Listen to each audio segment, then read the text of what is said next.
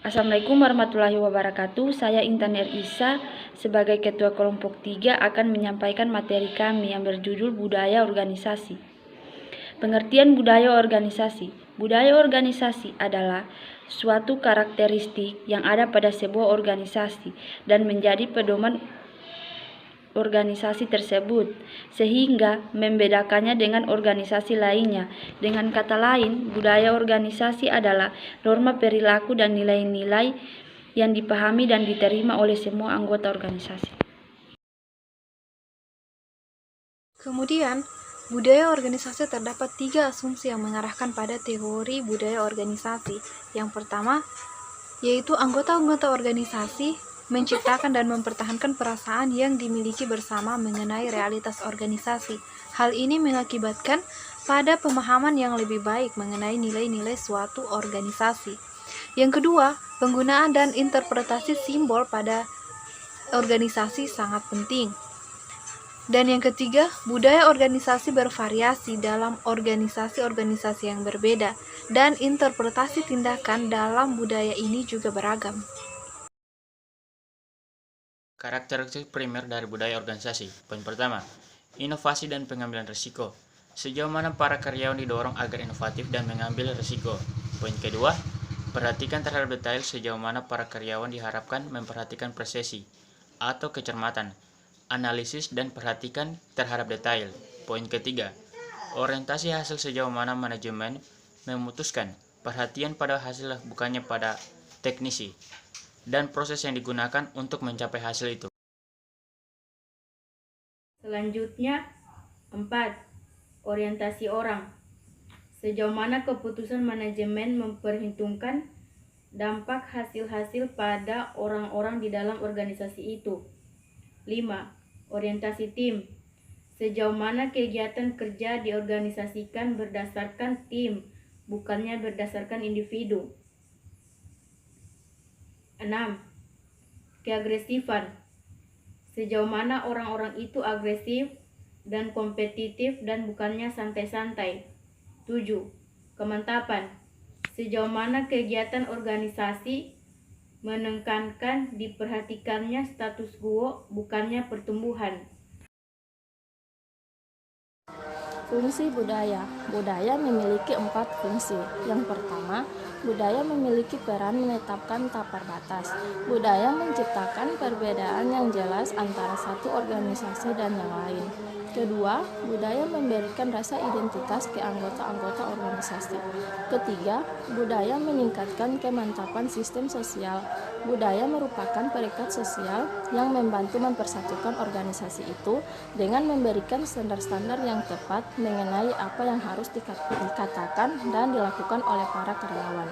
Keempat, budaya berfungsi sebagai mekanisme pembuat makna dan mekanisme pengendali yang memandu dan membentuk sikap serta perilaku para karyawan. Budaya sebagai beban. 1. Hambatan terhadap perubahan, yaitu budaya akan menjadi beban pada saat nilai-nilai bersama tidak cocok dengan nilai yang akan meningkatkan keefektifan organisasi tersebut. Kedua, hambatan terhadap keanekaragaman, yaitu manajemen menginginkan karyawan baru menerima nilai budaya inti organisasinya, namun di sisi lain manajemen ingin juga mengumumkan secara terbuka dan menunjukkan dukungan terhadap perbedaan yang dibawa karyawan ke tempat kerja. Ketiga, hambatan terhadap merger dan akuisisi, yaitu faktor utama yang diperhatikan manajemen dalam mengambil keputusan merger atau akuisisi akan terkait dengan keuntungan finansial atau sinergi produk. Ya, selanjutnya menciptakan dan mempertahankan budaya. Proses penciptaan budaya terjadi ada 3 cara, yaitu pertama, para pendiri hanya mempekerjakan dan mempertahankan karyawan yang berpikir dan merasakan cara yang mereka tempuh. Kedua, mereka mensosialisasikan para karyawan ini dengan cara mendoktrinasikan berpikir dan cara berperasaan mereka. 3. Perilaku pendiri itu sendiri bertindak sebagai model peran yang mendorong karyawan mengidentifikasi diri dengan mereka dan oleh karenanya menginternalisasikan keyakinan, nilai, dan asumsi-asumsi mereka.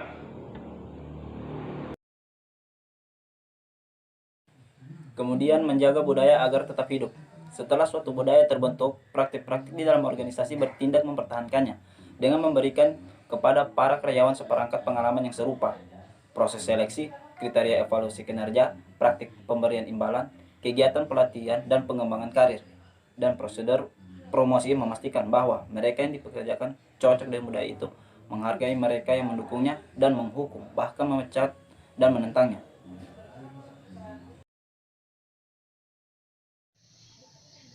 Bagaimana karyawan mempelajari budaya?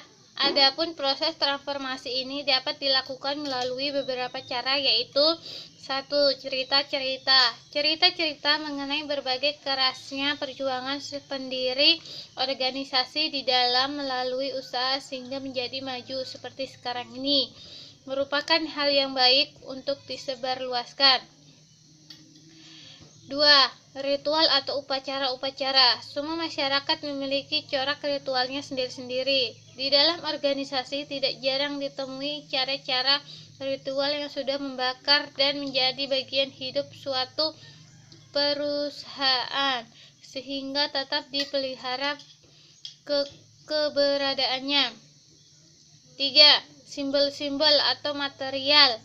Simbol-simbol atau lambang-lambang material seperti pakaian, seragam, ruang kantor, dan lain-lain. Atribut fisik yang dapat diamati merupakan unsur yang penting budaya organisasi yang harus diperhatikan. 4. Bahasa. Bahasa merupakan salah satu media terpenting di dalam transformasi nilai-nilai. Kemudian menciptakan budaya organisasi yang etis. Yang pertama, model peran yang kelihatan. Karyawan akan melihat perilaku manajemen puncak sebagai tolak ukur dari mereka untuk perilaku mereka. Kemudian harapan etis. Sebuah kode etis harus baik, akan menetapkan nilai-nilai utama organisasi dan kaidah yang etis untuk diikuti oleh karyawan. Kemudian pelatihan etis. Sesi pelatihan ini untuk mendorong standar perilaku organisasi, untuk mengklarifikasikan apa yang harus untuk dikerjakan dan tidak harus dikerjakan. Kemudian yang terakhir, memberikan imbalan secara terang-terangan terhadap tindakan etis dan memberikan hukuman terhadap tindakan yang tidak etis. Selanjutnya, menciptakan budaya yang tanggap terhadap pelanggan. Variabel-variabel kunci yang membentuk budaya tanggap terhadap pelanggan. Ada beberapa variabel yang secara rutin terdapat dalam bentuk yang tanggap terhadap pelanggan, yaitu tipe karyawan itu sendiri, formalisasi yang rendah, perluasan formalisasi yang rendah, keterampilan mendengar yang baik, kejelasan peran. Baiklah, selanjutnya ada tindakan manajerial. Sejumlah tindakan yang dapat diambil manajemen jika ingin membuat budayanya menjadi budaya yang lebih tanggap terhadap pelanggan, yaitu 1. Pelatihan dan sosialisasi, 2. Rancangan dan struktural, 3. Ada pemberdayaan, 4. Kepemimpinan, 5. Ada evaluasi kerja, dan 6. Sistem imbalan. Selanjutnya, spiritual dan budaya organisasi. Alasan-alasan meningkatnya perhatian pada spiritualitas. 1. Sebagai penyimbangan tekanan dan stres. 2. Generasi yang terus menua. 3. Agama formal yang bagi sebagian orang tidak memiliki fungsi. Akan mencari dasar keyakinan yang lain untuk mengisi kekosongan hidup. 4. Fakta bahwa tempat kerja menjadi komunitas utama bagi manusia. 5. Memadukan nilai kehidupan pribadi dengan kehidupan profesional seseorang. 6. Upaya untuk memanfaatkan sepenuhnya potensi seseorang di dalam bekerja.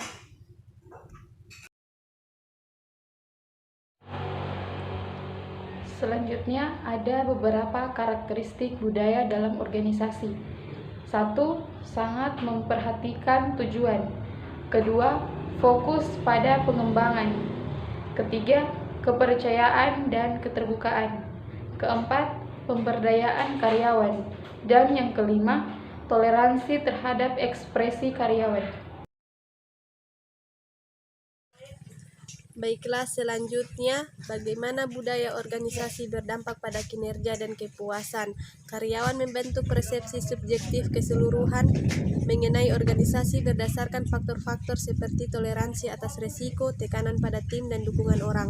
Hal tersebut menjadi budaya organisasi itu. Persepsi ini mempengaruhi kinerja dan kepuasan karyawan dengan dampak yang lebih besar pada penguatan budaya. Sekian pemaparan dari kami, lebih dan kurangnya kami mohon maaf. Wassalamualaikum warahmatullahi wabarakatuh.